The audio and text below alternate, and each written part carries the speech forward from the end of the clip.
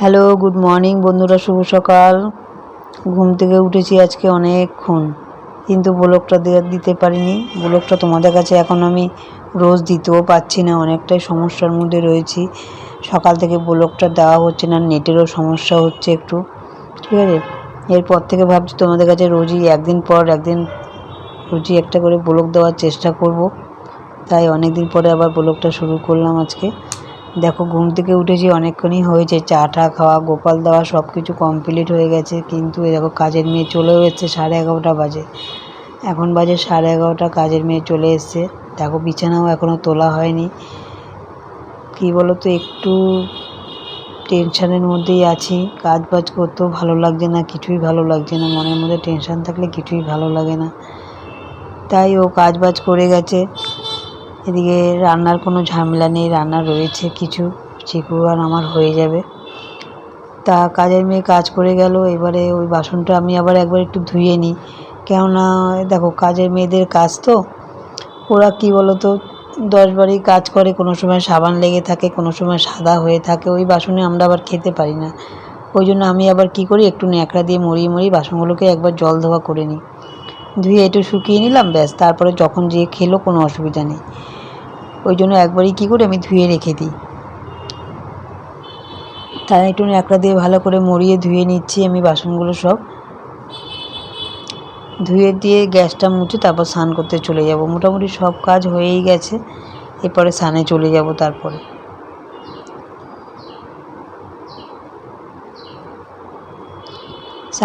স্নান করে এসে তারপর পুজোটা দিয়ে ফেলতে হবে। পুজোটা দিয়ে তারপরে একবারে চিকুকে খাওয়াবো, তারপর আমিও কিছু একটা খেয়ে নেব। ভাত সব সময় খেতে ভালো লাগে না, যাই হোক সকালে একবার অল্প কটা ভাত খেয়ে নিয়েছিলাম টিফিনের মতো।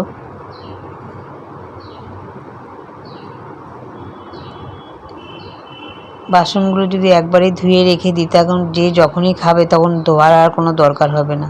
এবার অনেক গামলার মধ্যে যদি আমি ভরে রেখে দিই, আবার কোনো সময় ওই থালের মধ্যেই দেখা গেল কেউ খেয়ে নিল। অনেক সময় কী বলতো, সাবানগুলো পুরো সাদা হয়ে থাকে। কি বা কাজের লোকদের কাজ না, একটু আধটু ধুয়ে রাখলে কী বা অসুবিধা হয়। ঠিক আছে, ওদের মতো ওরা করে যাক, তারপর নিজে একবার একটা যদি বুলান দিয়ে দিই, কোনো অসুবিধা নেই। ওইটুকু কাজ না করার কী আছে বলো। তারপর দেখো, গ্যাসটা একটু জল হয়ে গেছে, গ্যাসটা মুছে নিচ্ছি। যেহেতু বেসিনে এই বাসনগুলো ধোয়া হয়েছে, এবার গ্যাস ট্যাসগুলো, টেবিলগুলো ভালো করে মুছে তারপর আমি চলে যাব স্নান করতে।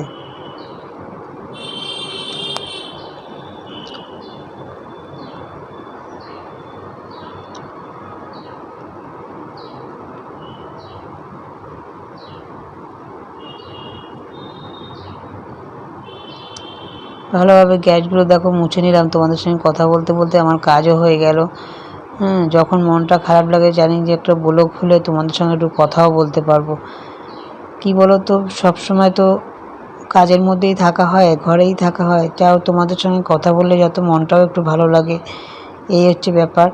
তাই ইউটিউব করার পরে যাক তোমাদের সঙ্গে কথা বলতে পারি, লাইভে বসলে যেহেতু সবার সঙ্গে একটু কথা বলতে পারি, সত্যি খুব ভালো লাগে।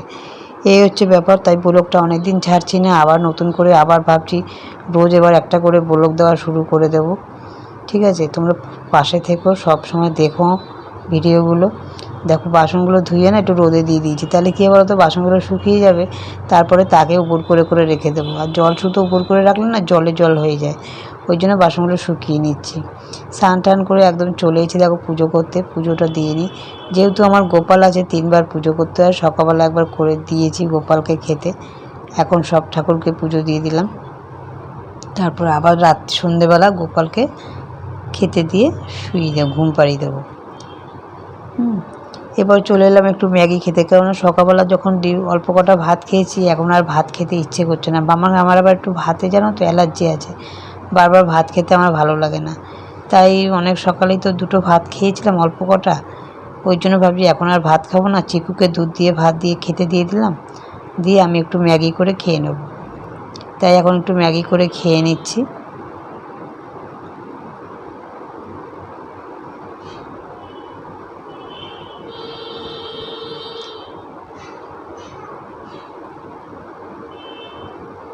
এই ম্যাগিটা না খেতে খুব ভালো। কি বলো তো, এটার মধ্যে ওই তোমার কি বলবো, গাজর, মটরশুঁটি, মশলাটার মধ্যে সব কিছু দেওয়া থাকে।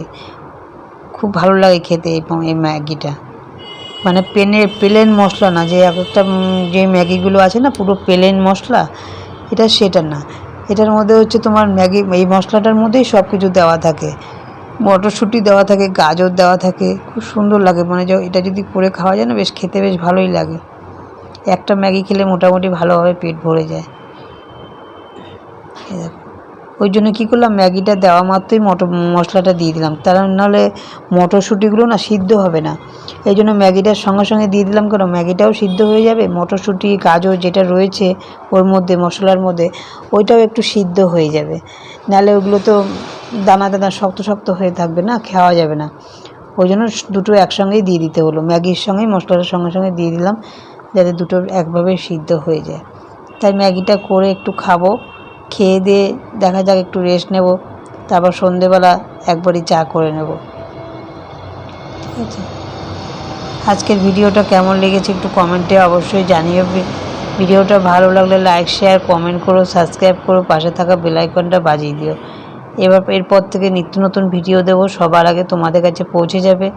আমি আগে অনেক ব্লগ ভিডিও দিয়েছি, মাঝখানে অফ করে দিয়েছি, এখন শর্ট ভিডিও বেশি দিচ্ছি, ব্লগটা কম দিচ্ছি। যাই হোক, তোমরা শর্ট ভিডিওগুলো সবাই দেখো, ব্লগটা এখন থেকে রোজ একটা করে দেওয়ার চেষ্টা করব।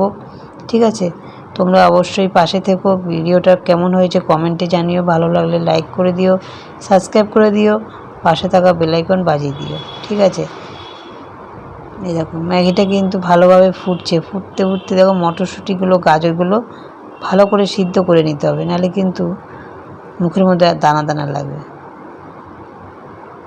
আর ওই ম্যাগিটা কিন্তু যেটা শুধু মশলা দেওয়া থাকে, ওই ম্যাগিটা কিন্তু হতে বেশি সময় লাগে না, যেহেতু কিছু সিদ্ধ করার ব্যাপার নেই, ওই ম্যাগিটা খুব তাড়াতাড়ি হয়ে যায়। আর এটা যেহেতু মটরশুঁটি আর গাজরটা দেওয়া রয়েছে, ওই জন্য একটু সিদ্ধ করে নিতে হচ্ছে, এটা ওই জন্য একটু সময় লাগে। এটা তা বেশি সময় লাগে না, ওটা যদি 2 মিনিট লাগে, এটা 5 মিনিট লাগবে, এই হচ্ছে ব্যাপার, আর কিছু না। ঠিক আছে, দেখো